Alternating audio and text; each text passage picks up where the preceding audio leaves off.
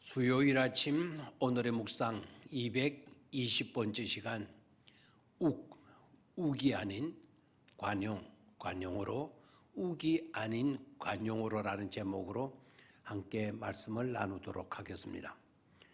오늘 우리가 묵상하게 될 본문의 말씀은 에베소서 제4장 31절 32절 두 줄의 말씀입니다. 함께 이 말씀을 보도록 하겠습니다.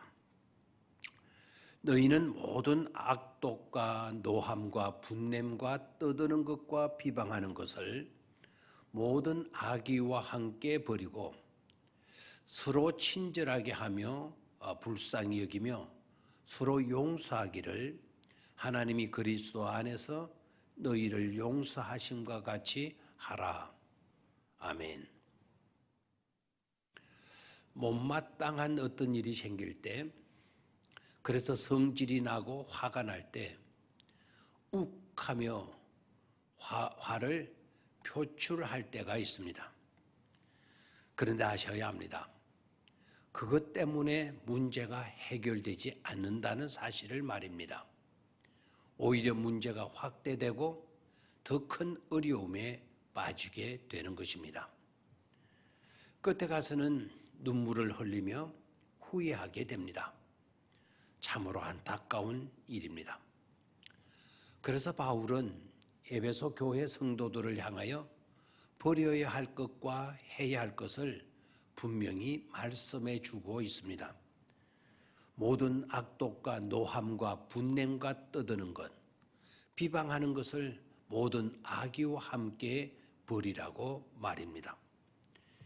여기서 버리라라고 하는 말은 그런 것들은 재활용할 가치조차도 없기 때문에 아예 폐기 처분해 버리라는 것입니다. 또한 흔적도 남지 않도록 지워 버리라는 뜻입니다. 그렇게 하지 않으면 그런 것들로 인한 독소가 정신과 판단과 이성을 잃게 만들어서 정상적인 생각과 판단을 하지 못하게 만든다는 것이죠. 그래서 병이 나고 그래서 필경은 뼈아픈 후회를 하게 되는 것입니다. 그래서 나도 병들게 되고 상대방도 병들게 됩니다. 그러니 그런 것들을 버리라는 것입니다. 그것이 지혜로운 처사라는 것입니다. 그러나 그것으로 그치지 않습니다. 그 정도로 멈춰져서는 안 됩니다. 보다 적극적으로 서로 친절하고 불쌍히 여기고 하나님이 예수님 안에서 우리를 용서하신 것과 같이 용서하라고 하십니다. 분이 나를 지배하도록 방치하는 것이 아니라 그리스도의 사랑과 용서가 나를 지배하도록 하라는 것이죠. 그것이 우리가 살아야 할 삶입니다. 그것이 나도 살고 상대방도 사는 길인 것입니다. 하나님이 무엇을 원하는지를 알고 행하는 것은 행복입니다. 그리고 하나님이 무엇을 원하시지 않는지를 알고 하지 않는 것이 심오한 깨달음이요 지혜입니다. 예를 들어 보겠습니다. 비가 주룩주룩 내리는 날, 두 명의 여자가 카페에 앉아서 오랫동안 커피를 마시고 나가면서 깜빡하고 옆에 놓인 우산을 자기 것인 줄 알고 들고 나가는데 왜 남의 우산을 가지고 가느냐라고 우산 주인이 소리를 쳤습니다. 자기 우산인 줄 알고 들고 나가려던 여인이 아차 싶어 당황해하면서 얼굴이 빨개졌습니다. 그제서야 생각이 났던 것입니다. 나올 때 우산을 가지고 나오지 않았다는 것을 말입니다. 그녀는 깜빡해서 자기 것인 줄 착각했다고 하면서 정중하게 사과했습니다. 그녀는 카페에서 나오자마자 우산을 사야겠다는 생각이 들어 바로 마트로 갔습니다. 사는 김에 이것도 사야겠다는 생각이 들어서 우산 2개를 사고는 시내버스에 탔습니다. 그런데 뜻밖에도 버스 안에서 조금 전 카페에서 만났던 우산 주인이 앉아 있는 것입니다. 그 여자가 2개의 우산을 물끄러미 쳐다보더니 한마디 내뱉습니다. 오늘 성적이 꽤나 괜찮으신 것 같네요. 오늘 성적이 꽤나 괜찮으신 것 같네요. 무슨 말입니까? 그것은 오늘은 운이 좋아 남의 물건을 2개나 슬쩍 했다는 비꼬는 그런 말이었던 것입니다. 이런 모독적인 말을 들었다면 여러분 같았으면 어떻게 했을 것 같습니까? 한바탕 시비가 붙었지 않았겠습니까?